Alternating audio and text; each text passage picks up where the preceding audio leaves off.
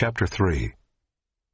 If then you have been raised with Christ, seek the things that are above, where Christ is, seated at the right hand of God. Set your minds on things that are above, not on things that are on earth. For you have died, and your life is hidden with Christ in God. When Christ, who is your life, appears, then you also will appear with him in glory. Put to death, therefore, what is earthly in you: sexual immorality, impurity, passion, evil desire, and covetousness, which is idolatry. On account of these the wrath of God is coming. In these you too once walked when you were living in them.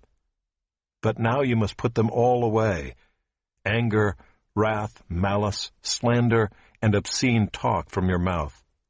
Do not lie to one another, seeing that you have put off the old self with its practices, and have put on the new self, which is being renewed in knowledge after the image of its Creator. Here there is not Greek and Jew, circumcised and uncircumcised, barbarian, Scythian, slave, free, but Christ is all and in all. Put on then, as God's chosen ones, holy and beloved, compassionate hearts, kindness, humility, meekness, and patience, bearing with one another, and if one has a complaint against another, forgiving each other. As the Lord has forgiven you, so you also must forgive. And above all these, put on love, which binds everything together in perfect harmony. And let the peace of Christ rule in your hearts, to which indeed you were called in one body. And be thankful.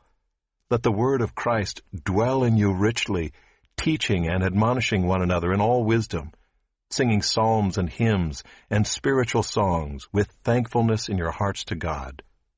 And whatever you do, in word or deed, do everything in the name of the Lord Jesus, giving thanks to God the Father through him.